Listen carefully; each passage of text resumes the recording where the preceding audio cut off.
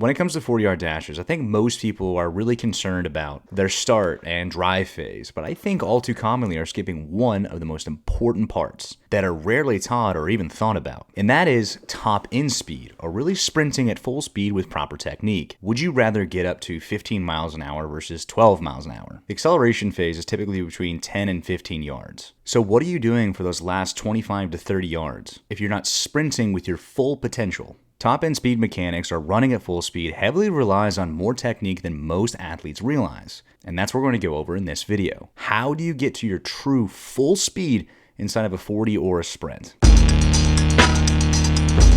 This is the third and final video I'm putting on how to prove your 40-yard dash, or just sprinting in general. The other ones are in the description below, one on your setup, the second on your drive phase and first step, or acceleration phase. Top-end speed mechanics are not that hard, but I can almost guarantee if I went to the average high school combine, I would see a lot of bad mechanics or technique. If there are a bunch of athletes at a combine pulling their hamstrings, it's probably, if not most definitely, because of that bad technique. So not only is this video going to help out with your top-end speed mechanics and allow you to sprint as fast as you possibly can, but it also can reduce the risk of injury over time or inside of a combine. When up to speed and past your drive phase, and your body has shifted into more of an upright posture, or should be upright, the legs will move more in a circular motion. This is different from how the legs should move in the beginning of the sprint. All that information is in the acceleration video. In an upright posture, your head stacked over top your hips and foot making contact underneath. When your foot comes off the ground, your calf should snap up underneath your hip. Think about it making contact with the hamstring.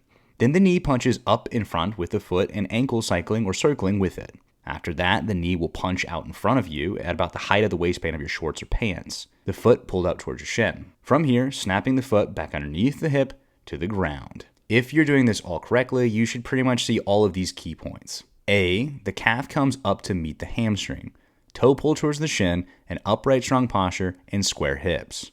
B, the knee punches up in front of the hip with the back leg long and extended. C, leg snapping back and foot punching into the ground. And finally, D is the biggest indicator of proper technique and positioning, is the knees should be relatively even at the point of contact to the foot. Here are some lines and dots to look at when clarifying this positioning. Also, here's Michael again. If you watch the other videos, you know who he is. He does a great job of explaining the way the legs should be moving at top speed. When up to speed, your legs should be moving more in a circular motion, as you see here. This in comparison to how your legs should be moving during the acceleration phase or beginning of your sprint. His Instagram is linked in the description below, and I promise you, you need to go check out the other videos that I've done, and this will all make more sense. And that's really it, and I know it's easier said than done. So in relation to someone working on this technique, or for you to work on this technique and not throwing out a bunch of drills or complicated things to do, one of my best pieces of advice is to go out and do some longer distance sprints, but record yourself. Then you can put that recording in slow motion and see if you're hitting the positions that we're talking about. Another last piece of advice to work on this is go out and do longer distance sprints. When we're talking about 40, oftentimes we're talking about football athletes. But how often inside of practices or in season do football athletes run that distance? If you want to get better at running a 40-yard dash, then you have to run the distance. Do reps at 100% sometimes, and also do reps at lesser speed so you can work on your technique. If you have any questions, please feel free to comment. Subscribe to the channel, it helps us out a ton, and thank you.